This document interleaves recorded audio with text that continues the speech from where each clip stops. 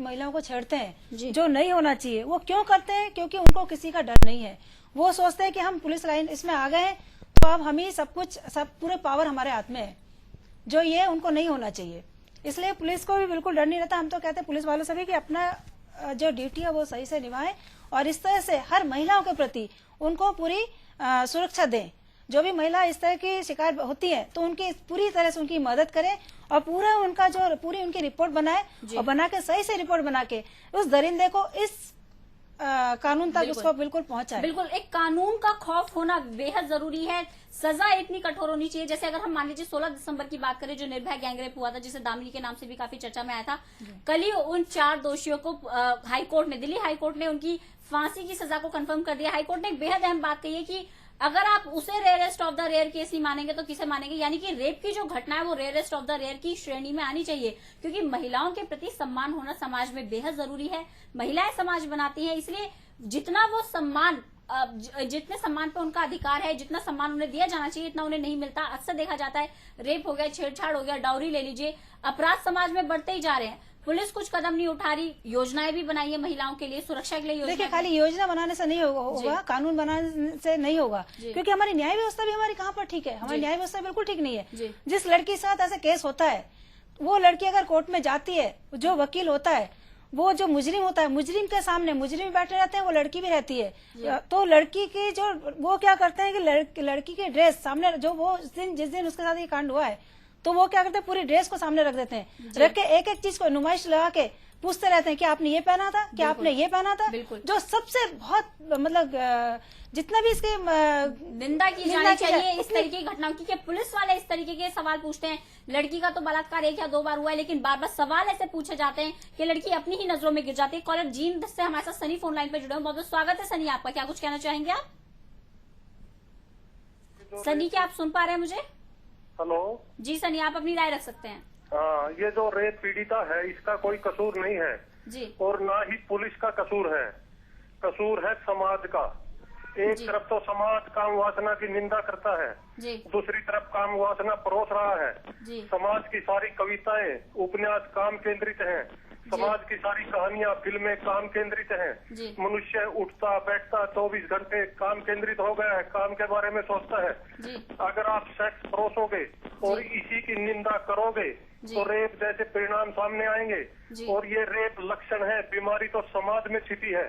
हमने काम की निंदा की है, सहज नहीं समझा, इसका दमन किया है, शिक्षित नहीं है व्यक्ति इसके बारे में, इसीलिए ये जगह जगह बीमारियों का विस्फोट हो रहा है। जी, बहुत बहुत शुक्रिया सनी अपनी राय रखने के लिए। अपने स्कॉलर की जो प्रतिक्रिया थी उस पर आपकी प्रतिक्रिया चाहूंगी कि इस तरीके के दर्शक भी है जो मानते हैं कि समाज जिम्मेदार है, प्लस जो मीडिया परोस रहा है या फिर ये जो टीवी में, फिल्मों में परोसा जाता है, वो भी इन सब चीजों के लिए काफी जिम्मेदार है। इस तरह की घटनाएं जो सामने आती हैं, हाँ, वो सारा इसमें देखिए, जो आजकल टीवी में भी कई तरह के इस तरह से अश्लील पिक्चरें आती हैं, इस तरह से गाने आते हैं, इस तरह से वो भी कुछ इसके जिम्मेवार है, क्योंकि उनको ये नहीं पता कि इसको देख के समाज के ऊपर क्या असर हो रहा है। तो इसमें भी रोक लगानी चाहिए। और दूसरा, समाज भी इसका पूरा दायी है, क्योंकि सेंसर बोर्ड भी फिल्मों को पास करता है, उसके बाद ये फिल्में आगे आती हैं। तो लेकिन बिल्कुल रोक लगानी चाहिए। सेंसर बोर्ड से हम भी ये मांग करते हैं कि इन सब ऐसी चीजों को बिल्कुल रोक लगाए। एक जो शालीनता के साथ जो होता है उसको आगे लेकर आए, यानी कि अश्लीलता को सामने लेकर आए। बिल्कुल। एक आपने आंकड़े भी बताए थे, कई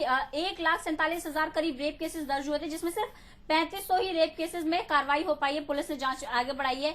बाकी के रेप केसेस अभी भी फाइलों में पड़े हुए, अभी भी पेंडिंग पड़े हुए, किसी तरीके की कार्रवाई नहीं होती। ऐसे में घूम फिर के बात वहीं आ जाती है, आप समाज को बोल देंगे, आप खुद जागरूक हो जाएंगे, आप आत्मरक्षा के लिए महिलाओं को ट्रेनिंग दे देंगे, लेकिन जब इस तरीके की घटनाएं सामने आती है, इस तरीके के किसी भी गुनाह को अंजाम दिया जाता है, तो जिम्मेदारी तो पुलिस प्रशासन की ही बनती है कि वो आगे आए और इंसाफ दिलाए। बिल्कुल, पूरी पुलिस प्रशासन की बनती है। इसमें पुलिस का भी पूरा वो हाथ है, और साथ में न्याय व्यवस्था को भी होना चाहिए। सबको मिला के, सबको ठीक, अगर इसके लिए कड़ा कदम उठाए तो ये चीजों में रोकथाम हो सकती, जरूर चाहिए रुकेंगी। तो इसके लिए हम पुलिस प्रशासन को भी कहते हैं, न्याय व्यवस्था भी कहते हैं, प्लस समाज को भी हम कहते हैं कि देखिए, जिस लड़की के साथ ऐसा काम होता है, ये रेप हो जाता है, उस लड़की को समाज भी फिर उसी नजर से देखती है। लड़की को पूरा अलग कि नहीं, इस लड़की ने ऐसा काम, ये नहीं देखेंगे इस लड़की के साथ ऐसा काम हुआ है, वो देखते हैं कि लड़की ने ऐसे किया है, तो उस हिसाब से लड़की को पूरा समाज से अलग कर दिया जाता है। उसको उसी नजर से देखा जाता है।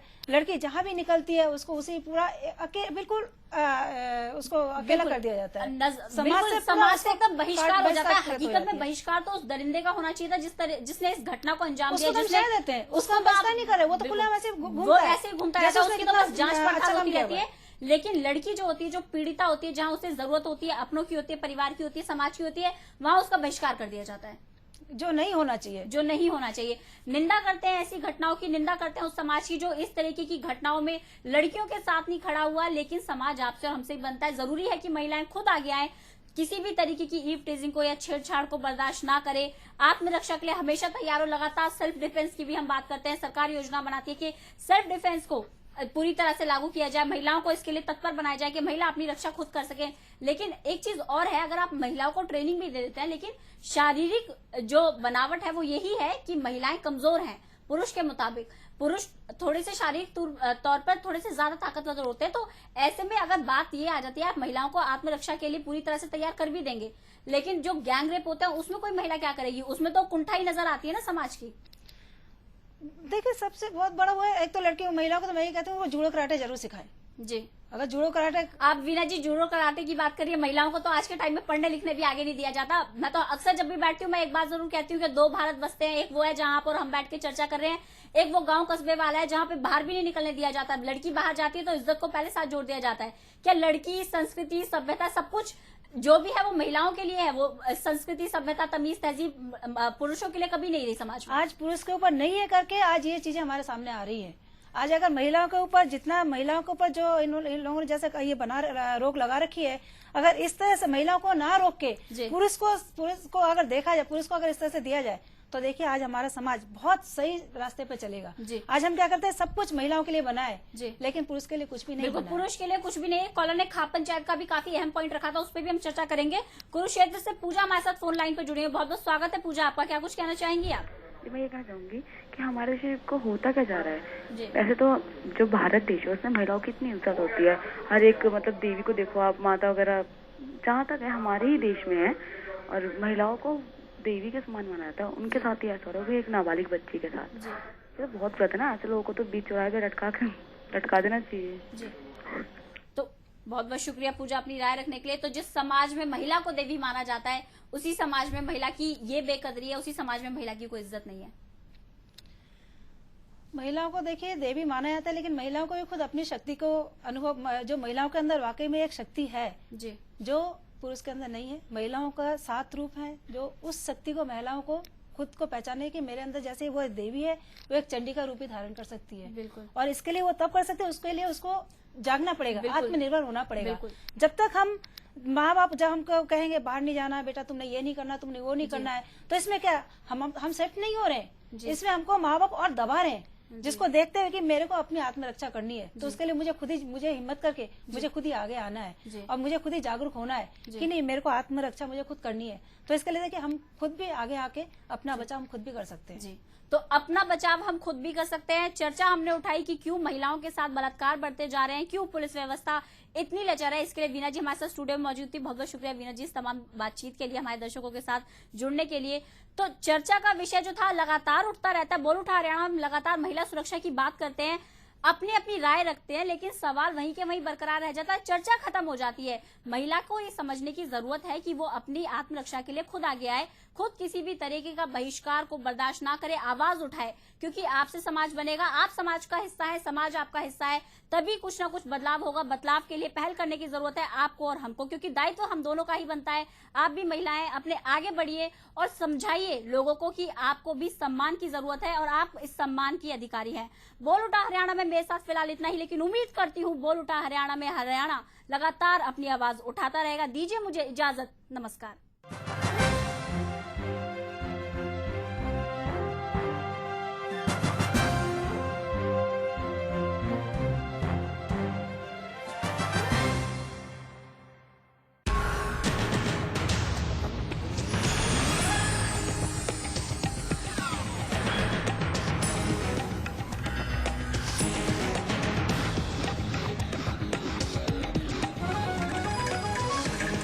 आंखों देखा हरियाणा। मेरे तुम्हारे सबके लिए आप जब हैप्पी दिवाली तो हैप्पी होली क्यों नहीं। अपनों को दीजिए होली की शुभकामनाएं सिर्फ आई विटनेस न्यूज पर। विज्ञापन के माध्यम से अपनों को बधाई दें। संपर्क करें 8130009507। सुन लो एमपी, सुन लो एमएलए, ध्यान से सुन लो नेताजी। काम करोगे वोट मिलेगा, कहते हैं हम खरी खरी। देखिए मतदाता सिर्फ आई विटनेस न्यूज पर।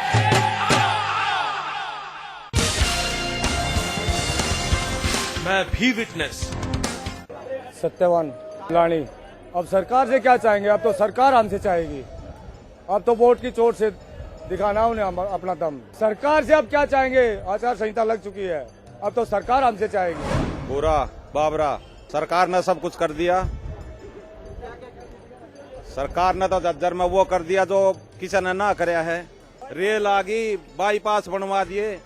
पदम सिंह गाँव डी गल। मैं सरकार से कहना चाहता हूँ, अगर पंजाब के बराबर पुलिस का वेतन होना चाहिए। हमारे बच्चे भी हैं, हमारी रिहाई भी है, ठीक है ना।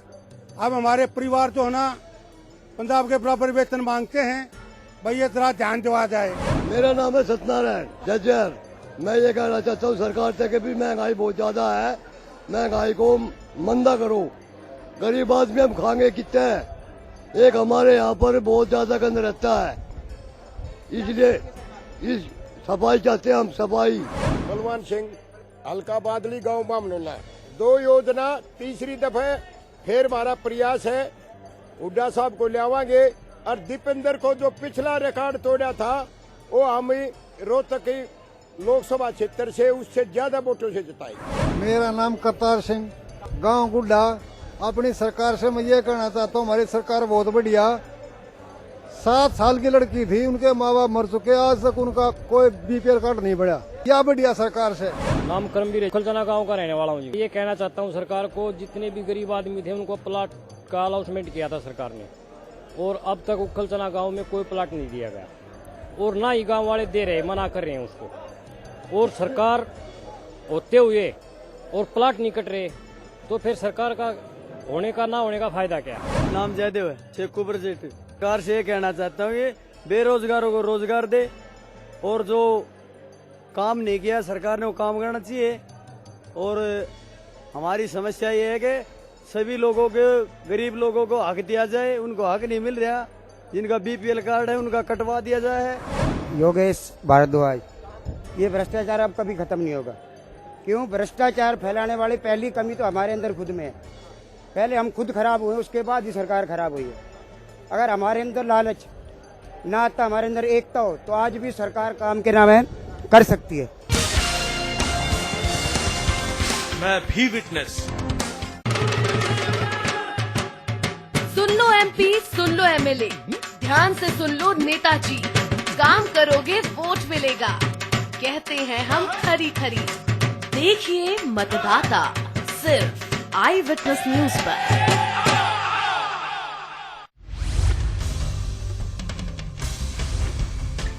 मैं रणदीप हुड्डा बोल रहा हूं, और आई विटनेस चैनल हरियाणा का उनको मेरी बहुत बहुत शुभकामनाएं। दूधो नाओ पूतो पड़ो।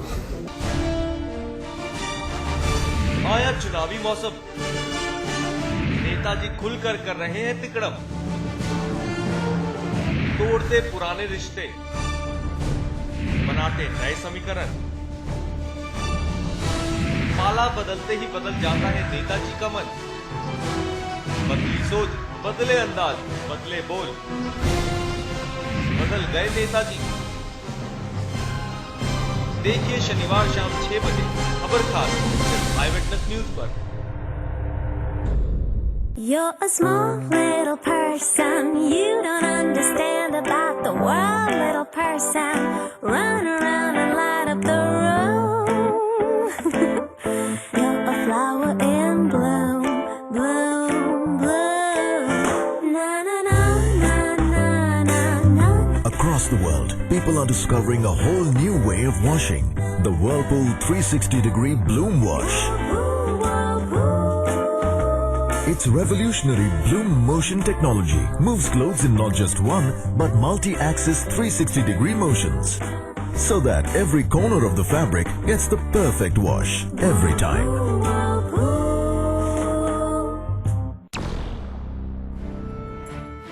हाथ में कमान है, तीर धनुष बाण है, डट गए